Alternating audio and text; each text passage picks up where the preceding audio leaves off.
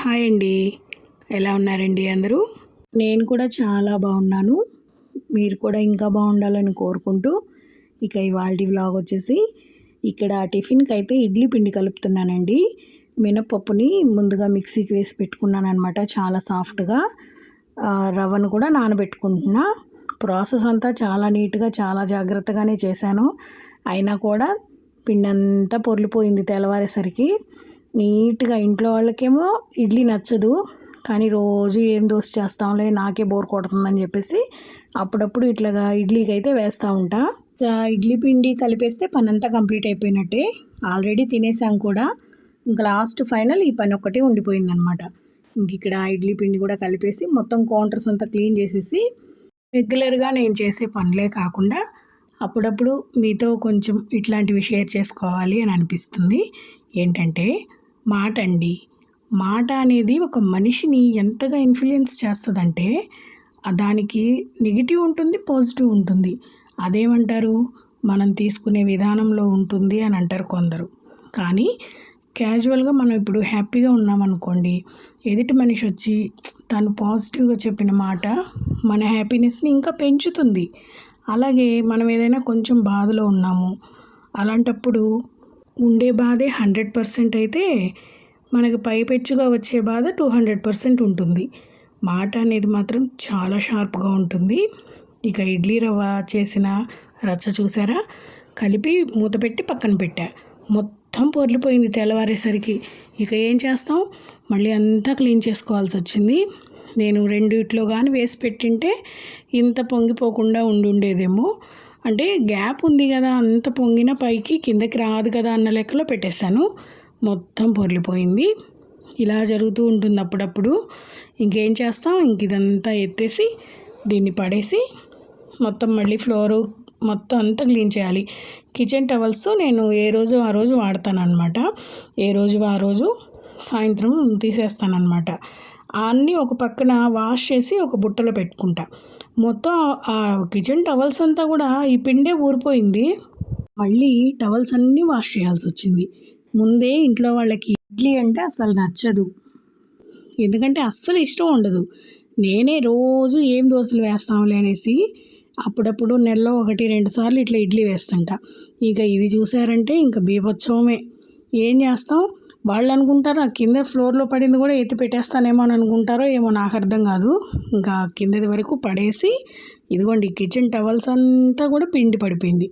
మళ్ళీ వీటన్నిటిని వాష్ చేసుకోవాలి. ఇప్పుడు అంత గందరగోళంగా ఇడ్లీ పిండి చేసిన బీభత్సం ఇంతలా ఉందన్నమాట. ఇంకా మార్నింగ్ లేసానా, ఫస్ట్ ఈ పనితోనే స్టార్ట్ అయింది నాకు డే ఇవాళైతే. ఇంకా ఈ బుట్ట టవల్స్ అన్నీ తీసేసి నీట్గా క్లీన్ చేసేసి ఈ పిండిని కింద వరకు ఎత్తిన దాన్ని పక్కన పెట్టేసి ఇంక మళ్ళీ ఇందులోనే ఉంచితే మళ్ళీ పొర్లిపోతుందేమో అనేసి రెండిట్లో తీస్తున్నాను. చాలా పులిసిపోయింది పిండి అయితే. అంటే కింద పడే అంతలా వచ్చేసిందంటే బాగానే ఫర్మిట్ అయినట్టు కదా. మరి ఇడ్లీలు ఏ విధంగా వస్తాయో చూడాలి. ఏమన్నా అటు ఇటు తేడాగా వస్తే మాత్రం ఖచ్చితంగా తినరు, మొహమాటం లేకుండా వద్దని చెప్తారు. ఇంత కష్టపడి ఇడ్లీ పిండి కలిపితే మరి ఏమంటారో చూడాలి. ఇవి ఇడ్లీ పెడితే ఎలా వస్తాయో చూడాలి. ఫస్ట్ అయితే ఇట్లాగా రెండిట్లోకి సపరేట్ చేసుకొని ఇప్పుడు వాడుకునే దాని వరకు పక్కన పెట్టి ఇంకొకటి ఏం చేశానంటే నీట్గా క్లీన్ చేసేసి ఫ్రిడ్జ్లో పెట్టుకున్నా. ఇంకా తర్వాత ఈ కౌంటర్ క్లీనింగ్స్ ఇవన్నీ ఉంటాయి కదా, ఇవన్నీ అయ్యేసరికి నాకు ఒక 1/2 అవర్ బాగానే పట్టింది.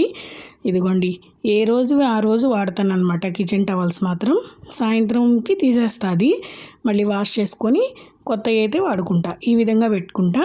ఇంకా మొత్తం చిన్నగా అయితే అంతా క్లీన్ చేసేసానులేండి. ఇక పాలు అయితే పెట్టున్నాను, కాఫీ కలపాలన్నమాట. ఇంక పాలు పెట్టేసి ఇడ్లీ పిండిలో సాల్ట్ అది వేసి కలిపి పెట్టుకుందాము. ఇడ్లీ పెట్టాలిగా, టిఫిన్కి ఏమో తప్పదు, ఇవాళ వాళ్ళకి మాత్రం ఖచ్చితంగా తినాల్సిందే అన్నట్టుగా పెడుతున్నాను. చాలా బాగుంటాయి, ఎప్పుడన్నా ఒకరోజు తినొచ్చు, నష్టమే ఉంది. నేను రోజు పెట్టట్లేదు కదా. ఇకపోతే ఇది ఆల్రెడీ మీతో షేర్ చేస్తున్నాను ఈ మిషన్ ఒకసారి, ఇప్పుడు మళ్ళీ కూడా చూపిస్తున్నా. ఆన్లైన్లో తెప్పించానండి, నాకైతే చాలా బాగా ఉపయోగపడుతుంది. ఇప్పుడు ఇడ్లీ రవ్వ ప్యాకెట్ ఉంది కదా, దీన్ని నేను ఎలా సీల్ చేస్తానో కూడా చూపిస్తాను మీకు. ఇప్పుడు మామూలుగా అయితే హాఫ్ వాడిన తర్వాత ఆ హాఫ్ ప్యాకెట్ని బ్యాండ్స్ వేసి కానీ లేకపోతే దారం చుట్టి కానీ లేదంటే ఇడ్లీ రవ్వ ఏదైనా కంటైనర్లో పోసుకొని కానీ వాడుకుంటాం. అట్లా కాకుండా ఈ ప్యాకెట్లో ఉన్నప్పుడే దీన్ని ఎలా సీల్ చేస్తానో చూడండి. ఇదిగోండి ఫుల్ ఛార్జింగ్ పెట్టున్నా. ఇది ఇలా పెట్టుకొని సీల్ మామూలుగా అయితే ఈ విధంగా మడిచేసి పెట్టుకుంటూ ఉంటాం కదా, అట్లా కాకుండా ఈ విధంగా ఇక్కడి నుంచి సీల్ చేసేసానా. చాలా బాగా ఉపయోగపడింది ఇదైతే నాకు. ఇదేనే కాదు, చాలా వాటికి ఉపయోగపడుతుంది. పర్లేదు, వర్తబుల్ అనిపించింది. ఇంక ఇక్కడ మీకు కూడా చూపిద్దామని చెప్పేసి ఒకసారి ఇట్లాగైతే చూపిస్తున్నా. ఇదిగోండి, ఛార్జింగ్ ఫుల్గా ఉందనుకోండి, 1-2 సార్లకే సరిపోతుంది, స్టిక్ అయిపోతుంది అది. కొంచెం ఛార్జింగ్ ఏదైనా తక్కువగా ఉంటే మాత్రం ఒక 2-3 సార్లు అట్లా అనాల్సి వస్తుంది. నేనైతే ఫుల్గానే ఛార్జింగ్ పెట్టున్నా. ఒక 2 టైమ్స్ అన్న వెంటనే నాకు గట్టిగా సీల్ అయిపోయింది. ఇంక దీన్నైతే నేను ఎత్తి బాక్స్లో పెట్టేసుకుంటున్నా. నాకైతే చాలా బాగా ఉపయోగపడింది. మీకు ఎవరికైనా కూడా ఉపయోగపడవచ్చు అని చెప్పేసి చూపిస్తున్నాను అనమాట. ఇది తిప్పి కూడా చూపిస్తా, మళ్ళీ ఈ సీల్ సరిగా పడిందా లేదా అనేది కూడా మీకు డౌట్ ఉండొచ్చు. ఇలాగ బోర్లో పెట్టి కూడా చూపిస్తాను. చూసారా, రవ్వ ఏమీ కిందకి రావట్లేదు, కరెక్ట్గా సీల్ అయింది. బాగుంది కదా. ప్రోడక్ట్ కూడా నాకు బాగా నచ్చిందండి.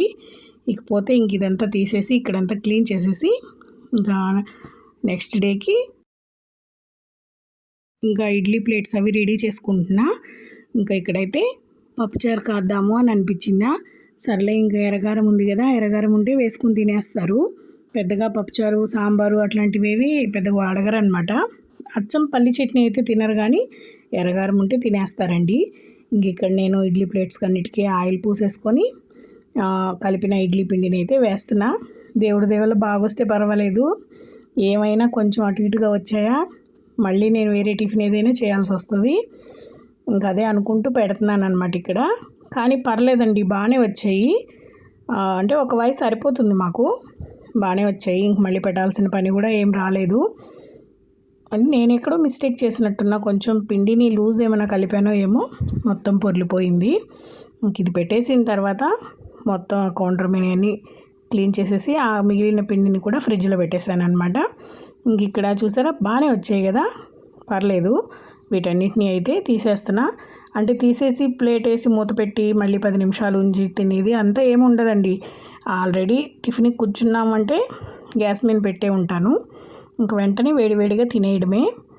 ఇంక ఇక్కడైతే అన్నీ తీసేసి దీంట్లో వాటర్ వేసేసి పక్కన పెట్టేశానంటే నానిపోతాయి, క్లీన్ చేసుకోవడానికి ఈజీగా ఉంటుంది.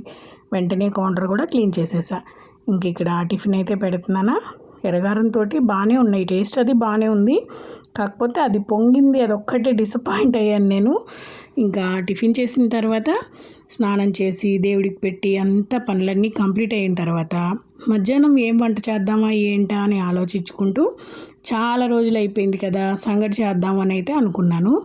అంటే ఇంట్లో కూరగాయలు కూడా ఏం లేవు, ఇంక ఈయన తీసుకొచ్చి ఇచ్చి వెళ్ళేసరికి లేట్ అవుతుందిలే.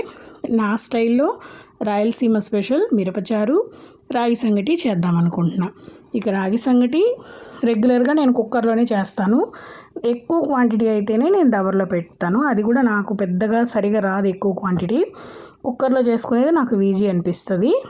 ఇక పచ్చి పులుసుకి అయితే మాత్రం ఇక్కడ డ్రైగా మిరపకాయలని వేయించాను, అలాగే కొంచెం ధనియాలు, అలాగే కొంచెం జీలకర్ర కూడా, అంటే ఉన్నట్టు లేనట్టుగా. ఇది వరకు మా పెద్దోళ్ళు వాళ్ళు అంటే ఇది నాకు పుట్టింట్లో అలవాటు లేదండి, మా అత్తగారి ఇంటికి వచ్చిన దగ్గరే నేర్చుకున్నాను. వాళ్ళు ఏం చేసేవాళ్ళు అంటే పొయ్యిలో నిప్పులు ఉంటాయి కదా, ఆ నిప్పుల్లో ఫ్రై చేసేవాళ్ళు అనమాట ఈ ఎండుమిరపకాయలని వీటిల్ని. ఈ ధనియాలని జీలకర్రని మాత్రం మామూలుగానే గ్యాస్ మీద చేసేవాళ్ళు. తర్వాత ఇట్లాగా మనం పట్టుకుంటే టక్కని సౌండ్ రావాలి, బాగా ఆరిపోవాలి. అది బాగా ఆరిపోయిన తర్వాత ఇలాగ ముద్దకంతో కొట్టాను ఫస్ట్, తర్వాత అట్లా కాదు చేత్తోటే నలపాలి అని చెప్పారు వాళ్ళు. నేను మీకు ఇక్కడ ఊరికే చూపించడం కోసం అలా చెప్తున్నా. తర్వాత అన్నీ ముందుగా చేతికి కొంచెం ఆయిల్ పూసుకున్నాం అనుకోండి, చెయ్యి మండదు, అంటే మంట పుట్టదు. కారం నలుపుతున్నాం కదా, మంట పుట్టకుండా ఉంటుంది. కొంచెం చింతపండు, ఈ వేసిన అన్నిటిని బాగా నలిపేసుకొని ఈ చింతపండు గుజ్జు కూడా వేసి, తర్వాత ఒక 4-5 వెల్లుల్లి రెబ్బలు కూడా వేసి దంచుకొని, ఒక గుప్పెడు ఉల్లిపాయలు అయితే కట్ చేసి ఉన్నాయి నేను, వాటిని కూడా కలుపుకొని పైనుంచి కరివేపాకు కూడా వేసి ఉప్పు వేసి అన్నీ పచ్చి వేసి టేస్ట్ చూస్తామనుకోండి కలిపేసి సూపర్గా ఉంటుంది. ఈ వెల్లుల్లి కూడా బాగా దంచి దాంట్లో వేసి కొంచెం పిసికినట్టుగా పిసికేయాలన్నమాట. అప్పుడు వాటి ఫ్లేవర్ అన్నిటికీ కూడా పడుతుంది బాగా. నాకైతే రోల్ భలే ఉపయోగపడుతుందండి, హ్యాండీగా. మామూలుగా చిన్న దాంట్లో అయితే ఇన్ని నలగవు. మళ్ళీ ఇవన్నీ ఎత్తుకొని నేను బయటికి పోయి పెద్ద రోల్లో దంచుకొని వచ్చే పని లేకుండా అప్పటికప్పుడు ఫాస్ట్గా పని అయిపోయినట్టు అనిపిస్తుంది. ఇంక దీన్ని వెంటనే క్లీన్ చేసుకోవడం కూడా ఈజీగానే ఉంది. ఇంక ఇవన్నీ వేసేసి ఈ పులుసునంతటిని నలిపేసి ఉప్పు కూడా వేసుకొని ఉప్పు, పులుపు, కారం 3 సరిపోయా లేదా అనేది చూసుకొని ఆ తర్వాత కొంచెం కరివేపాకు కూడా వేసి అన్నీ కలిపేసి టేస్ట్ చూసుకొని పక్కన పెట్టేసా. సూపర్గా కుదిరింది నాకైతే. ఇంకా వేరే వేరే టేస్టుల్లో కూడా చేస్తారంట, నాకైతే తెలియదు అది.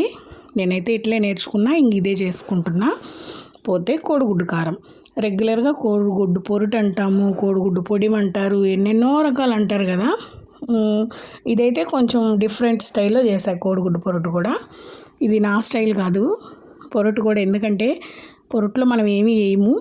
కానీ ఇప్పుడు ఇందులో నేను పుట్నాల పప్పు వేసాను, కరివేపాకు వేసాను, పచ్చిమిర్చి బదులు కారం వేసాను. ఇవన్నీ వేసా కాబట్టి నా స్టైల్ అయితే కాదు. ఇది నేను మా జేజీ దగ్గర నేర్చుకునింది. తన స్టైల్లో కావాలి అని అడిగారు అనమాట మా వారు. ఇంకా తన కోసం ఆ స్టైల్లోనే చేస్తున్నా. ఫస్ట్ ఆయిల్లో పుట్నాలని బాగా ఫ్రై చేసుకొని తర్వాత ఉల్లిపాయ ముక్కల్ని వేసేసుకుంటున్నా. ఇప్పుడు ఇందులో వచ్చేసి కొంచెం పసుపు, అలాగే కొంచెం ఉప్పు. ఇక్కడ ఆల్రెడీ సంగటి రెడీ అయిపోయింది, కుక్కర్లోనే చేసేసాను నేను. ఫాస్ట్గా అయిపోతుంది నాకు కుక్కర్లో. ఇంకా ఇది అయిందంటే తినేయడమే. ఇప్పుడు ఇందులో కొంచెం సాల్ట్, పసుపు కలిపామనుకోండి తొందరగా ఫ్రై అవుతాయి. ప్రాసెస్ అంతా నార్మల్ కోడిగుడ్డు పొరుటు చేసినట్టే, కాకపోతే పుట్నాలు, కరివేపాకు యాడ్ చేస్తున్నాం అన్నమాట ఎక్స్ట్రా. అంతే, కొరవ ప్రాసెస్ అంతా సేమ్ టు సేమ్. కానీ టేస్ట్ చాలా బాగుంటుంది. మనకి ఒక ఫ్రైడ్ రైస్ తిన్న ఫీలింగ్ వస్తుంది అనమాట. ఇంకా దీంట్లో కొంచెం కరివేపాకు వేస్తున్నా, ఒక గుప్పెడు. ఇక ఈ కరివేపాకు కూడా వేగిన తర్వాత కొంచెం మిరపచారులో కూడా వేస్తానండి. ఇందాక వేయలేదన్నమాట, ఇప్పుడైతే కొంచెం వేస్తున్నా. వేసేసి కలిపి పక్కన పెట్టేస్తా. అంటే తీసుకురావాలిగా, ఇంట్లో చెట్టున్న కరివేపాకుకి కరివే అన్నట్టు అయింది నా పరిస్థితి. మనం చెట్లల్లోకి వెళ్ళి తీసుకురావాలి. ఇకపోతే కరివేపాకు కూడా ఇదిలో బాగా వేగింది. పైనుంచి టేస్ట్కి సరిపడా కారం చల్లి గుడ్లు వేసి కలిపి తిప్పేయడమే. ఇక తింటుంటే ఉందండి, ఎంత టేస్టీగా ఉందంటే నిజంగా చాలా బాగుంది. ఇక నోరు ఏదైనా బాగాలేదు, చేదుగా ఉంది అన్నప్పుడు ఈ పచ్చి పులుసు మాత్రం నోటికి పట్టిన తుప్పు వదిలిచ్చేస్తుంది అనమాట. చాలా టేస్టీగా ఉంది. ట్రై చేయండి మీరు కూడా, మీకు కూడా నచ్చుతుంది. చికెన్, మటన్ ఏది కూడా సాటి రాదు దీని ముందు. టేస్ట్ అయితే అంత బాగుంటుందన్నమాట. ఇక తినేసిన తర్వాత కొంచెం సేపు అట్లా రెస్ట్ తీసుకొని మళ్ళీ సాయంత్రం రెగ్యులర్గా చేసుకునే పనులే యాజ్ యూజువల్గా కామన్గా ఉండేవి అందరికీ. మళ్ళీ సంతకసులు చిమ్ముకోవడం ఇవే కదా. పోతే ఇంకా తినేసిన తర్వాత అయితే సాయంకాలం వేడి వేడిగా ఒక మంచి కాఫీ తాగితే బాగుంటుంది. ఎందుకంటే సంగటి తినిన తర్వాత ఖచ్చితంగా ఆకలి అవుతుంది సాయంత్రం, తొందరగా డైజెషన్ అయిపోతుంది కదా సంగటి అనేది. అందుకోసమని ఒక కప్పు కాఫీ తాగామనుకోండి, మళ్ళీ నైట్ తినబోయేసరికి మనకు అంత ఆకలి అనిపించకపోవచ్చు. నేనైతే ఇక్కడ స్ట్రాంగ్గా ఒక కప్పు కాఫీ కలుపుకొని కాఫీ అయితే తాగేస్తున్నా. కొంచెం పెద్ద గ్లాసే అనుకుంటున్నారా, మరి కొంచెం ఆకలి ఎక్కువగానే ఉంది. ఎందుకంటే సంగటి నేను తినలేను, అంత ఇదిగా తినలేను. అందుకోసం అనేసి ఏంటో కొంచెం తింటేనే నాకు పొట్ట నిండిపోయినట్టు అనిపించింది. ఇంకా అందుకోసమని ఒక గ్లాస్ కాఫీ అయితే తాగుతున్నా ఇక్కడ. కాఫీ తాగేసిన తర్వాత ఇంకా నార్మల్గా చపాతీ ఇంక ఇవే ఉంటాయండి. సాయంకాలం అయితే మాత్రం ఎంత ప్రశాంతంగా ఉంటుందంటే, చందమామ అయితే ఎంత బ్రైట్గా ఉందో కదా, అసలు చల్లటి గాలి వీస్తూ హ్యాపీగా అనిపిస్తుంది ప్రాణానికి. ఏంటో ఈ మధ్య బాగా కూడా ఉక్క పెట్టేస్తుంది పొగులంతా. అయితే సాయంత్రానికి హ్యాపీగా చల్లటి గాలి అయితే వస్తుందిలేండి. ఇంకా అలా బయటకు వస్తే తిరుగుతూ ఉన్నానా. ఈ వీడియో అయితే నాకు తీయాలనిపించింది. చందమామ చాలా మంచిగా అనిపించింది, చల్లటి గాలికి అలా గాలి వీస్తూ ఉంటే భలే బాగుండిందండి. నచ్చిందండి వీడియో మీకు? వీడియో నచ్చినట్టయితే లైక్ చేసి, షేర్ చేసి, సబ్స్క్రైబ్ చేసుకోండి. వీడియో ఎలా అనిపించింది, ఇంతకీ నేను చెప్పిన మాట అనే పవర్ఫుల్ ఆయుధం ఎలా అనిపించింది అనేది కూడా కామెంట్ చేయండి. ఉంటానండి, బాయ్ అండి.